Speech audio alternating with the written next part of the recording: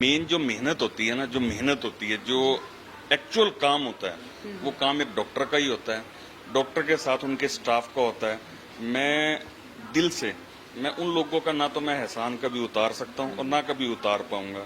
मतलब उस टाइम मिल नहीं पा रही थी, दवाइयाँ मिल रही थी तो बहुत महंगी मिल रही थी, अवेलेबिलिटी नहीं थी, स्टाफ अवेलेबल नहीं हो पा रहा था। स्टाफ के लिए हमें कभी हम अपनी गाड़ियों पे लेने जा रहे हैं, कभी हम एम्बुलेंस भेज रहे हैं, घर वालों को रिक्वेस्ट कर रहे हैं, क्योंकि उनको भी एक डर होता था भी घर से एक स्टाफ जा रहा है, वो कोरोना वार्ड में काम करेगा, फिर वापस भी आएगा। दोस्तों, अक्सर जब हम कोई फिल्मी कहानी देखते हैं, फिल्म देखते हैं, तो पर्दे पर जो रोल अदा कर रहे होते हैं उन कलाकारों के बारे में तो हम लोग अच्छे से जानते हैं, लेकिन पर्दे के पीछे एक कहानी किसने लिखी है उसके बारे में बेहद कम लोग जानते हैं। ऐसे ही कुछ है अंकुर बत्रा जी, होली हार्ट हॉस्पिटल रोहतक।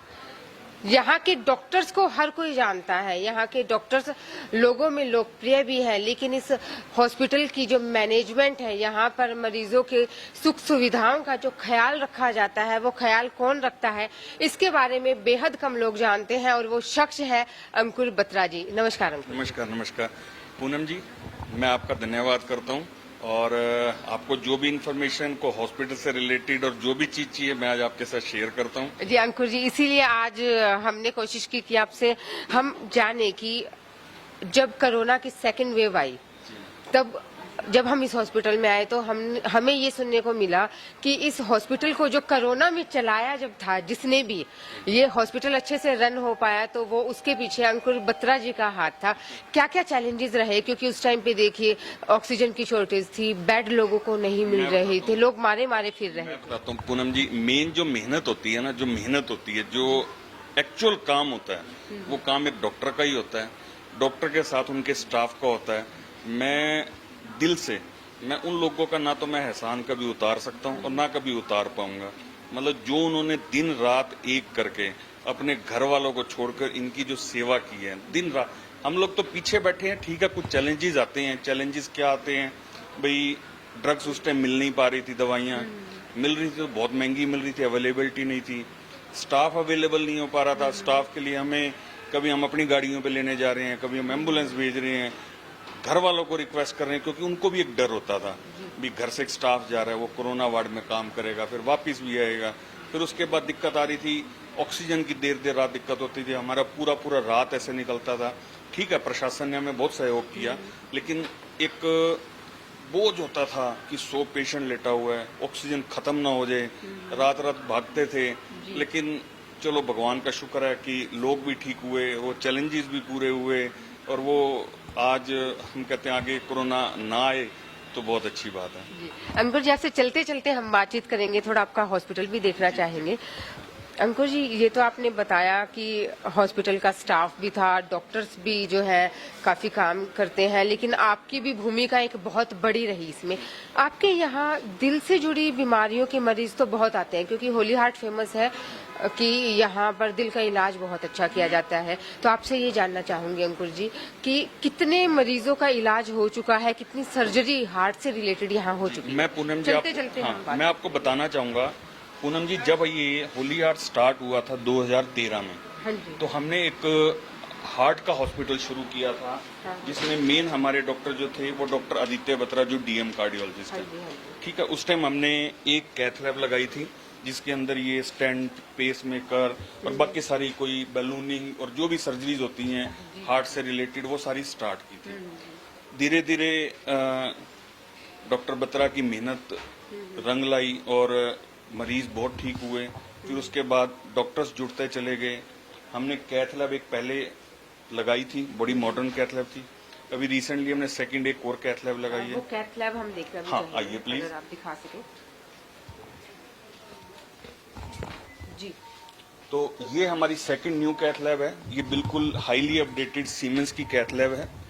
ये हाईली बिल्कुल अपने कैमरा सहयोगी से मैं कहना चाहूंगी, एक बार ये पूरी दिखा दीजिए मशीन में जो मशीनें हैं। हाँ जी जी अंकुर जी, आप कंटिन्यू रखिए। तो मैं ये मानता हूँ कि पूरे इस एनसीआर में ये एक पहला सेंटर है जहाँ पर एक ही छत के नीचे दो कैथ लैब हैं और 6 डीएम कार्डियोलॉजिस्ट 24/7 वो हॉस्पिटल में हैं।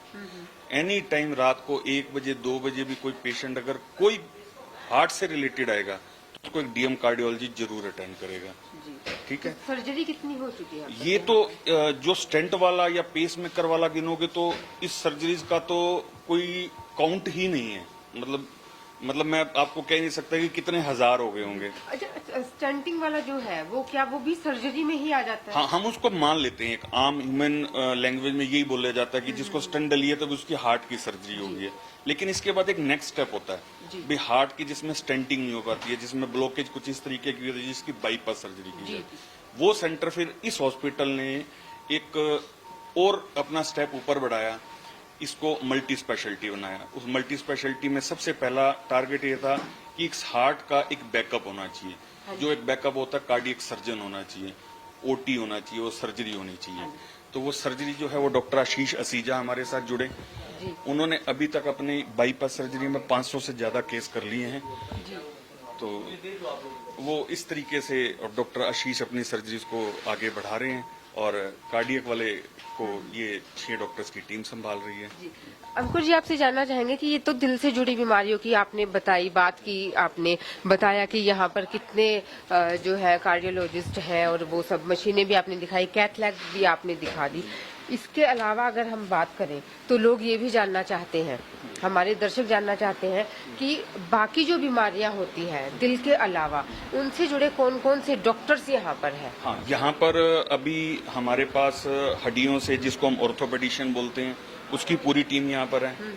छाती रोग विशेषज्ञ जो होते हैं, चेस्ट स्पेशलिस्ट जिनको बोला जाता है, वो पूरी टीम यहाँ पर है। मेडिसिन वाले डॉक्टर्स हैं वो यहाँ पर हैं। न्यूरो सर्जरी जो हम कहते हैं दिमाग की सर्जरी है, वो डॉक्टर्स यहाँ पर हैं। गायनाकोलॉजिस्ट जो कि कहते हैं स्त्री रोग विशेषज्ञ हैं, वो यहाँ पर हैं। सर्जरी विभाग जिसको हम कहते हैं दूरबीन से सर्जरी करना, जनरल सर्जरी करना, बायरेट्रिक सर्जरी जो कि आजकल मोटापे को कम करने वाली सर्जरीज है, वो यहाँ पर है। उसके अलावा यहाँ पर ईएनटी कैंसर डिपार्टमेंट जो होता है, ईएनटी वाले कैंसर वाले जो हैं डॉक्टर, वो यहाँ पर हैं। इसके अलावा यहाँ पर हमारे पास फिजियोथेरेपी की बड़ी अच्छी टीम है जी। तो और एक हमारे पास टीम होती है आईसीयू केयर वाली टीम। आईसीयू केयर वाली टीम यहाँ अवेलेबल है। तो और सब भगवान की दया से सब अपने फील्ड में डेडिकेटेड हैं, डॉक्टर के लिए सब पूरी मेहनत करते हैं। हमारा इस हॉस्पिटल में मैं ये मानता हूँ शायद सिंगल हॉस्पिटल होगा जहाँ कोई लंच टाइम नहीं है। हॉस्पिटल का सिर्फ डॉक्टर को यही काम होता है मेरा पेशेंट आया वो ठीक हो जाए, पेशेंट ठीक होकर यहाँ से जाए। अंकुर जी, अक्सर हम ये भी देखते हैं कि जब लोग किसी प्राइवेट हॉस्पिटल में आते हैं इलाज करवाने के लिए तो डॉक्टर्स उनको कुछ टेस्ट बताते हैं। अब प्राइवेट हॉस्पिटल वाले क्या करते हैं अक्सर कि टेस्ट के लिए उन्हें किसी दूसरी लैब में भेज देते हैं। आपके यहाँ क्या मरीजों को ये सुविधाएं दी जा रही हैं कि उनके टेस्ट यहीं पर हो? सब सुविधाएं यही हैं। पेशेंट को किसी को CT scan, blood testing lab, हम एक बार अगर हाँ जी, आप दिखा सकते हैं हाँ तो जी, क्या है? अल्ट्रासाउंड मशीन यहाँ है। अभी हाल फिलहाल में यहाँ पर हमारी जो ये आईसीयू केयर वाली और चेस्ट विभाग वाली जो टीम है, उन्होंने नई मशीन आजकल जो पूरे एनसीआर में फर्स्ट टाइम आई है, जिसको हम बोलते हैं ईबस मशीन। ईबस में मेन क्या है, वो ब्रोंकोस्कोपी मशीन हर किसी के पास होती है, वो उसका एक एडवांस वर्जन है। वो भी हमने हॉस्पिटल में ली है, जिसके मरीजों का इलाज, उसके ऊपर जो उसकी जो टेस्टिंग है उसकी वो बहुत अच्छे तरीके से हो रही है क्योंकि टीम यहाँ पर पूरी है। यहाँ पर मैं आपको सीटी स्कैन दिखा देता हूँ।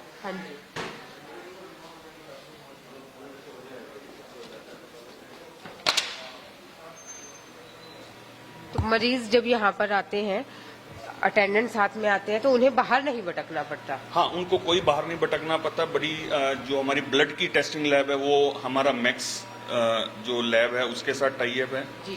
और मशीन्स में हमारे पास अल्ट्रासाउंड और ये सीटी स्कैन मशीन आप देख ही रहे हैं। और हाँ, वो हमारे पास मतलब ये मान के चलो, मैं ये तो नहीं कह सकता कि एक 101% भी सारी मशीन होगी, हो सकता है कोई एक दो मशीन मिस हो रही हो, लेकिन एक आम आदमी को जो इलाज के लिए जरूरत होती है वो यहाँ सब कुछ है। जी। अंकुर जी, आपसे ये भी जानना चाहेंगे हमारे दर्शक जो है, क्योंकि अक्सर दर्शकों के मन में एक सवाल उठता है कि भाई हम अपने मरीज को लेकर जब यहाँ जाएंगे, हमारे परिवार में अगर कोई बीमार हुआ, उसे लेकर अगर कोई होली हार्ट आता है तो मरीज और उसके साथ आने वाले अटेंडेंट की सुविधा का कितना ख्याल रखा जाता है? अटेंडेंट की सुविधा के लिए पूनम जी ऐसा होता है कि एक तो सबसे पहला जो हमारा धर्म है वो धर्म ये कहता है कि आपका पेशेंट जो आया उसका इलाज कैसा हो रहा है। वो इलाज उसका पूरे तरीके से, बहुत अच्छे तरीके से हो रहा है। उसके लिए खाने के लिए हमारी अपनी किचन है। उसके जो अटेंडेंट्स यहाँ होते हैं, उसके अटेंडेंट्स के रुकने के लिए, जैसे एक आईसीयू के बाहर कुछ रेक्लाइनर्स और कुछ रुकने का प्रबंध होता है, उनके लिए खाने पीने के लिए सामने हमने अपना एक कैफे खोला हुआ है, बड़ा अच्छा कैफे खोला हुआ है। उनको मूलभूत सेवाएं जो चाहिए होती हैं वो हम पूरा देने की कोशिश करते हैं। हाँ, अगर हमारी तरफ से कुछ कमी रहती होगी आगे हम दूर भी करने की पूरी करेंगे। मरीजों को भी खाना दिया जाता है? हाँ, मरीजों को खाना दिया जाता है जी। उनको हम 5 से 6 मील एक दिन में देते हैं, जिसके अंदर कभी चाय है या दूध है या सूप है या लंच है, डिनर, ब्रेकफास्ट, एवरीथिंग, तो वो सब दिया जाता है जी। दोस्तों, अंकुर बत्रा जी ने बताया, इन्होंने हमें मशीनें भी दिखाई है, कैथ लैब भी दिखाई, अपना हॉस्पिटल भी दिखाया, और एक बात बहुत अच्छी कही कि हमारा धर्म ये कहता है कि मानवता की सेवा करना ही सबसे बड़ा धर्म है। अंकुर जी, हमसे बातचीत के लिए जी पूरी आपने जो जानकारी हमें दी, हमारे दर्शकों को दी, उसके लिए आपका बहुत बहुत शुक्रिया। बहुत बहुत थैंक यू पूनम जी। आगे कोशिश यही रखेंगे कि जितनी सेवाएं हम लोगों की कर पाएं वो हम मानवता की पूरी सेवा निभाएंगे। और फिर भी आपको कोई भी, अगर आपके दर्शकों को या आपको कोई भी लगे कि अंकुर जी आपको ये चीज और इम्प्लीमेंट करनी है, मैं आपसे वादा करता हूं कि मैं वो सारी चीज आपको पूरी करके दूंगा। हमारे दर्शकों को हम कहना चाहेंगे कि अंकुर बत्रा जी कह रहे हैं कि अगर कोई भी कमी हॉस्पिटल की तरफ से रहती है तो आप बेझिझक अंकुर जी से मिल सकते हैं, अपनी बात इनके सामने रख सकते हैं और भविष्य में वो कमी दूर की जाएगी। वो दूर की जाएगी, ये मेरा वादा है आप सबसे। थैंक यू सो मच अंकुर जी, हमसे बातचीत के लिए और अपना कीमती समय देने के लिए। Thank you Poonam ji, thank you ji. Okay.